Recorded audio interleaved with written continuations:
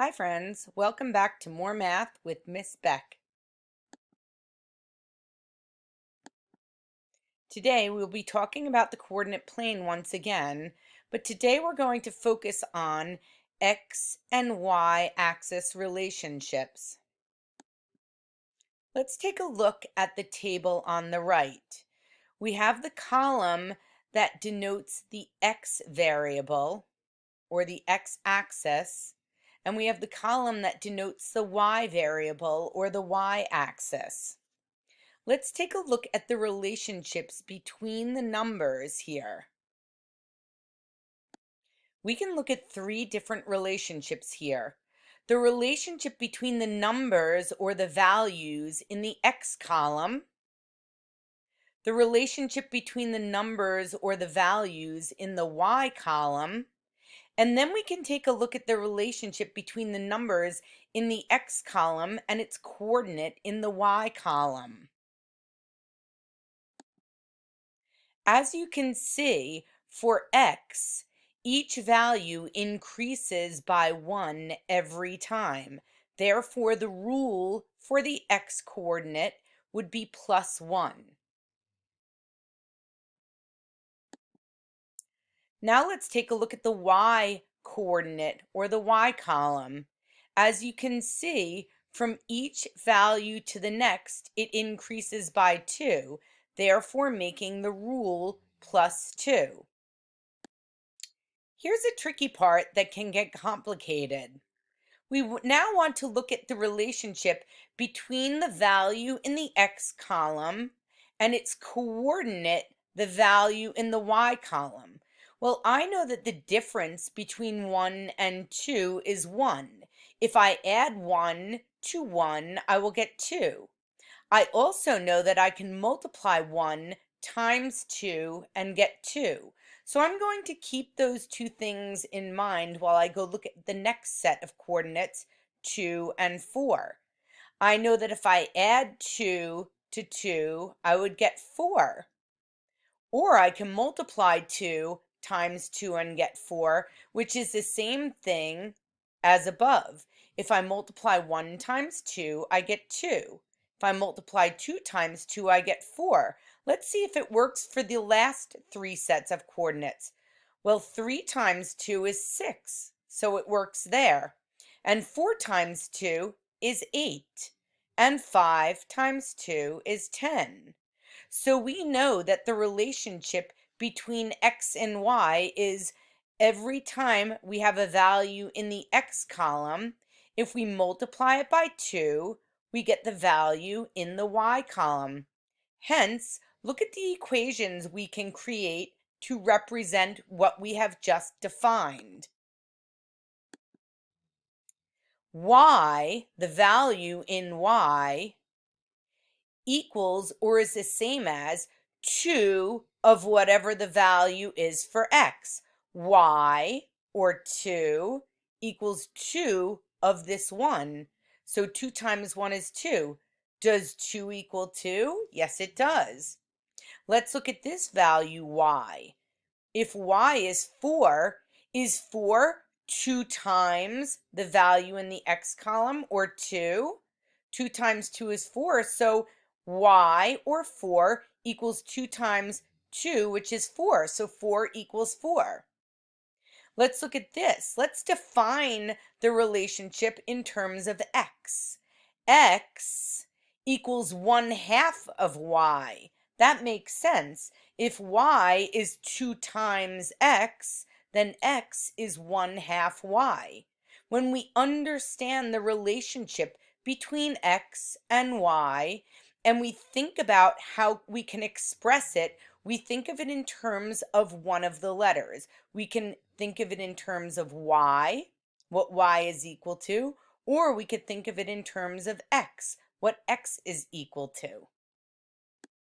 Now let's graph these coordinates to see what it looks like as far as a pattern. Our first coordinates are 1, 2. So I'm going to grab a point, hopefully.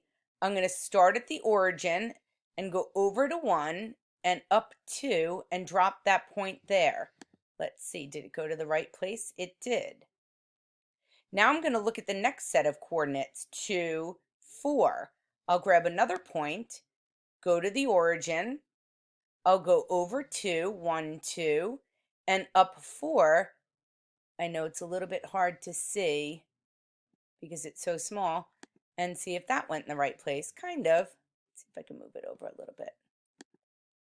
Okay, and now I'm going to graph 3, 6. So I'll grab my point, go over to my 0 or the origin, and remember 3 is the x value, so I'm going to go over 3 on the x axis and then up to 6 on the y axis and plot that point right there. Looks good to me. This one's a little out of whack here. Let's make sure we get it where it needs to go. Still no.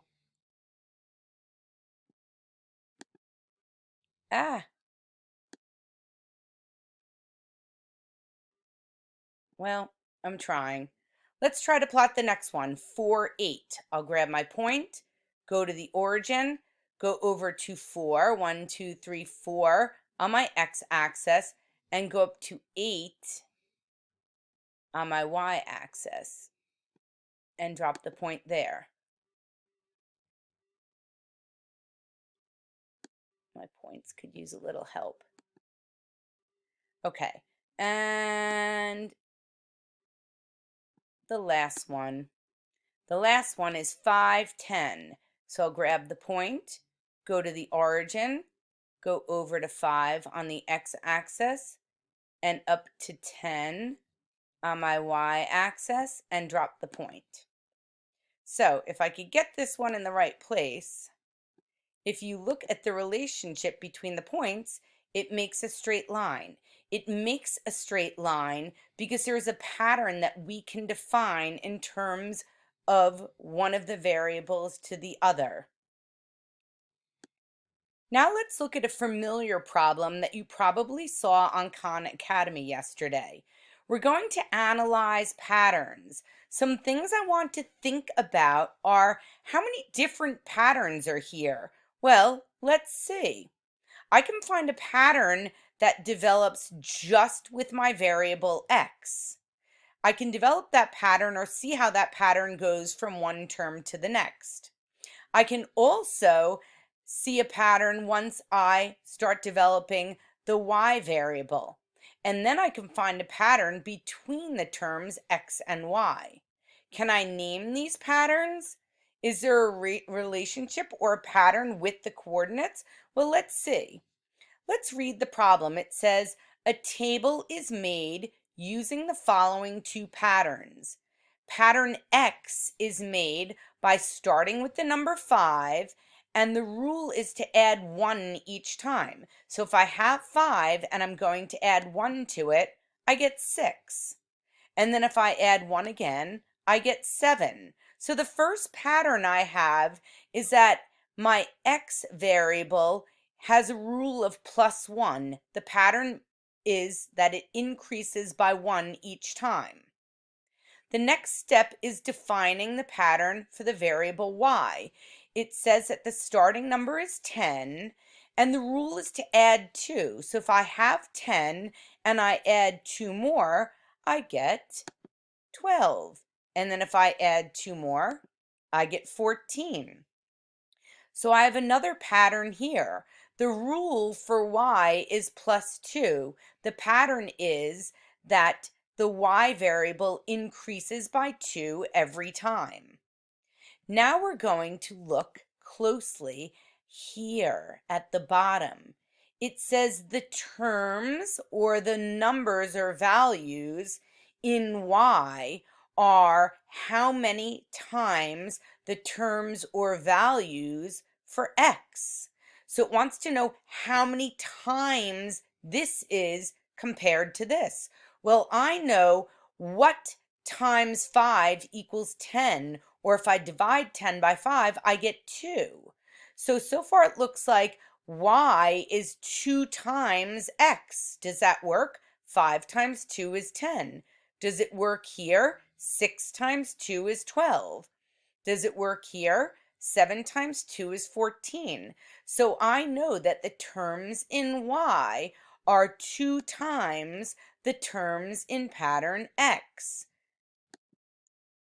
I can define that now by saying y equals 2 of x. Y equals 2x. Can you think about it for a second? If I want to define it in terms of x would equal what? If y is double or 2 times x, that would mean that x is half of y. The point today was being able to analyze graphs. When we do this work, we want to think about the relationships and what's happening and what's developing, taking a look back and analyzing everything about the problem to see what is happening in this sort of visual representation.